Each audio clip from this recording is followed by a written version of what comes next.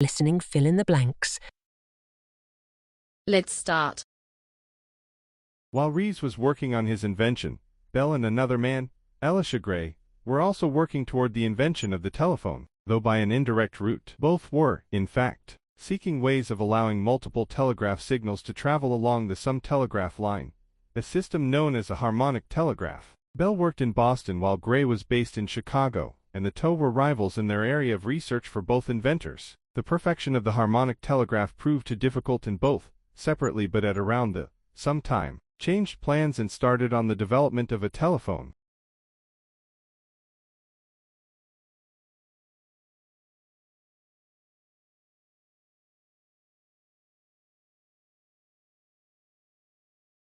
Competition between the two continued for about 2 years, but all the while, the Bell Company was mounting a legal challenge to Western Union, claiming it held the only true basic patents for the telephone. It based its claim on the fact that Bell had beaten Gray to the patent office, and so should be the sole recognized inventor of the telephone. Eventually, Western Union had to agree with Bell and gave up its telephone rights and patents to the Bell Company. The telephone company's entire network of telephones was handed over to the Bell Company. As compensation, Western Union was given 20% of revenue from rental of its former equipment. This arrangement was to last until Bell's patents expired.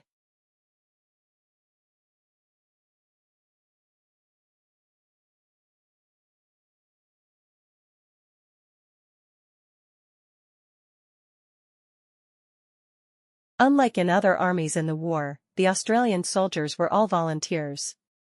They were also more individualistic and showed less respect for the rulebook than other soldiers. The relationship between ranks was more democratic and officers had to win the respect of their troops. All in all, they paid a high price for fighting in the war.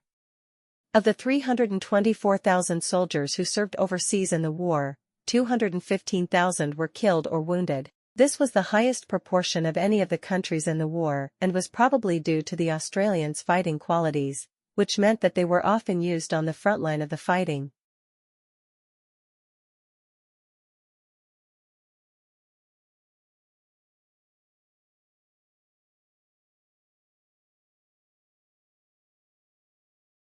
At home, the war had a significant effect on the economy. Negative effects included the end of British investment, the closure of many shipping lanes, and the stockpiling of Australia's main export, wool. However, the isolation that resulted from the war meant that Australia had to make some things that had previously been imported. This led to the development of new industries. In addition, the BHP Smelting Company, which is now a major Australian company, saw a great increase in demand for iron and steel. The needs of the war were a stimulus for the beginning of full industrialization in Australia.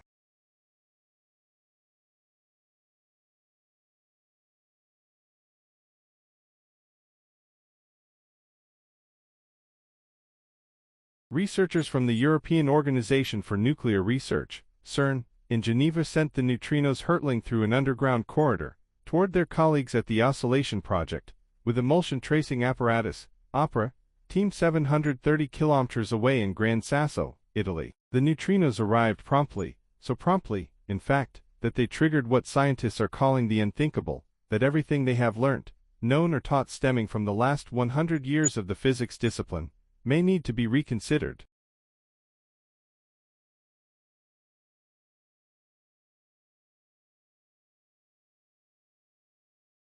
The 15 known species of Portia jumping spiders are relatively small, with adults being about 2 centimeters long, that's smaller than the cap on most pens. They habitually stay in the webs of other spiders, and in an area of these webs that is as out of the way as possible.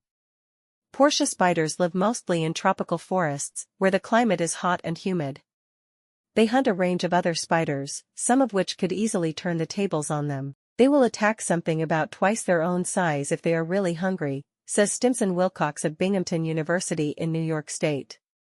Wilcox and his colleague, Kristen Gentile of the University of Canterbury in Christchurch, New Zealand, wanted to find out how Portia spiders keep the upper hand.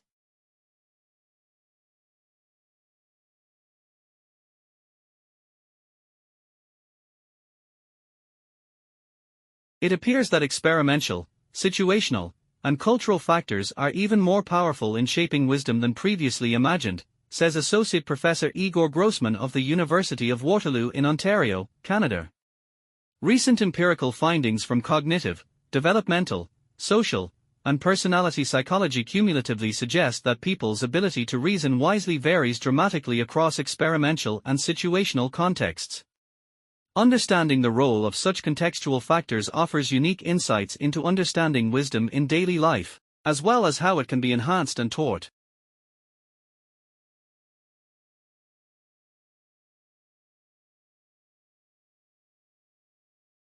All jumping spiders have large eyes that look like binocular lenses, and they function pretty much the same way. Most jumping spiders locate their prey visually, and then jump and capture from 1 centimeter to over 10 centimeters away. Only a few species of jumping spiders invade the webs of other spiders, and the Portia spider is among them. Jumping spiders, including Portia spiders, prey on insects and other arthropods by stalking. Sometimes the spiders lure their victims by vibrating the web to mimic the struggles of a trapped insect. But many web-weaving spiders appear to be wise to these tricks, so stalking is often a better strategy.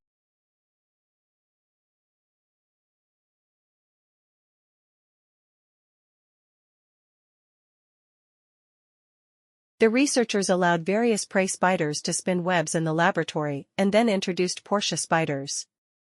To simulate the shaking effect of a breeze, the zoologists used either a model aircraft propeller or attached a tiny magnet to the center of the web, which could be vibrated by applying a varying electrical field. The researchers noticed that the stalking Portia spiders moved more when the webs were shaking than when they were still, and they were more likely to capture their prey during tests in which the webs were panoramically shaken than in those where the webs were undisturbed. If the spiders were placed onto unoccupied webs, they would make no attempt to change their movements.